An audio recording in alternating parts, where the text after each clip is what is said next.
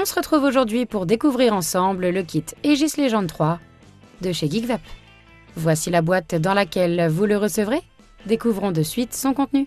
Nous aurons tout d'abord la box Aegis Legend 3, le cléromiseur Z Fleet Tank avec une résistance préinstallée de 0,15 ohms qui s'utilisera entre 70 et 85 watts, une résistance supplémentaire de 0,4 ohms qui s'utilisera entre 50 et 60 watts, un Pyrex de rechange, un lot de joints ainsi qu'une clé pour faciliter le changement de résistance, un câble USB-C pour le rechargement, et enfin la notice d'utilisation disponible en français.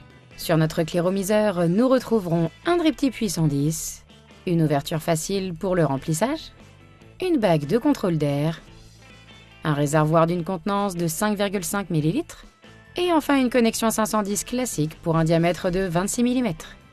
Une résistance étant déjà préinstallée sur notre modèle, la première étape sera donc celle du remplissage. Il nous suffira de pousser le top cap à l'emplacement de la flèche, de verser le liquide en 30-70 de préférence dans l'un des deux trous prévus à cet effet, et de refermer notre top cap.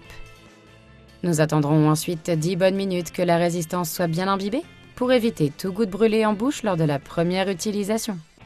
Sur notre box, nous retrouverons la prise USB-C, notre switch, un écran OLED, la touche plus, la touche moins, la trappe à accu, et enfin une connexion 510 classique pour un diamètre de 26 mm. Pour fonctionner, notre box aura besoin de deux accus 18-650 non fournis. Pour les installer, nous ouvrirons la trappe comme ceci et placerons les accus en faisant bien attention aux indications. Enfin, nous refermerons notre trappe de cette façon. 5 impulsions sur notre switch nous permettront d'allumer notre box. Nous retrouverons alors diverses infos à l'écran telles que le niveau de charge des accus, le mode utilisé, la puissance en watts, le cadenas de verrouillage, la valeur de la résistance, la tension en volts et enfin notre compteur de puff. Grosse nouveauté sur cette Legend 3, le système de verrouillage. La box est équipée de capteurs inédits qui la déverrouillent dès qu'on la prend en main. Quand on ne l'utilise plus, elle se reverrouille automatiquement, nous évitant des changements de puissance ou mise en route accidentelle. Notre box possède une plage de puissance allant de 5 à 200 watts. On ajustera la puissance avec les touches plus et moins, mais le mode Smart par défaut définira la puissance idéale ainsi qu'une plage de puissance limitée en fonction de la résistance utilisée. 3 impulsions sur notre switch et nous accéderons au menu. Dans mode, plusieurs options s'offrent à nous. Avec Power, on retrouvera un mode classique de puissance variable en watts, mais sans la sécurité du mode Smart. Avec le mode Boosting, la box se placera à la puissance maximale de la résistance. Dans Memory, il nous sera possible d'enregistrer 5 profils différents qui prendront en compte divers paramètres tels que la puissance ou la couleur. Le mode Eco, lui, comme son nom l'indique, sera un mode d'économie d'énergie. Enfin, avec le mode TCTCR réservé aux reconstructibles, nous définirons premièrement la puissance en watts à l'aide des touches plus et moins, et ensuite la valeur de notre fil résistif avec ces mêmes touches. Une fois défini, on appuiera sur OK. La température s'ajustera à l'aide des touches plus et moins, et il nous faudra aller au maximum des degrés Fahrenheit pour accéder aux degrés Celsius. De retour dans le menu et une fois dans Lock Setting, Touch Lock nous permettra d'activer le verrouillage et déverrouillage avec la prise en main, Button Lock nous permettra de verrouiller les touches plus et moins, et enfin Unlock nous permettra de désactiver les deux précédents verrouillages. Dans le menu toujours, Puff nous permettra de réinitialiser notre compteur de Puff, Color nous permettra de choisir entre 5 couleurs pour l'affichage. Dans Brightness, il nous sera possible d'ajuster la luminosité de l'écran avec plus et moins.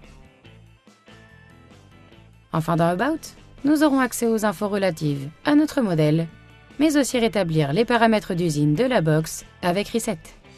10 bonnes minutes se sont écoulées, notre résistance est bien imbibée, nous pouvons donc désormais visser notre cléromiseur sur notre box. Le mode Smart se placera à la puissance idéale et définira automatiquement une plage de puissance en fonction de la résistance. Pour rappel, celle préinstallée s'utilise entre 70 et 85 watts. La durée de vie d'une résistance allant de 2 à 3 semaines, il nous faudra en changer régulièrement. Pour ce faire, nous commencerons par dévisser la base de notre cléromiseur. Nous retirerons l'ancienne résistance avec la clé si besoin. Y placerons la nouvelle en faisant bien attention aux encoches. et revisserons la base de notre cléromiseur. Si notre Pyrex s'est malencontreusement fissuré, pas de panique. Un réservoir de rechange est fourni dans notre kit. Pour l'installer, nous commencerons par dévisser la base de notre cléromiseur, retirerons l'ancien Pyrex, y placerons le nouveau et revisserons la base de notre cléromiseur. Et voilà, vous savez tout concernant le kit Aegis Legend 3 de chez GeekVap. J'espère que la vidéo vous aura été utile. En tout cas, si vous souhaitez davantage d'informations, vous trouverez tout en détail sur la fiche produit du kit. Excellente journée à tous. À bientôt.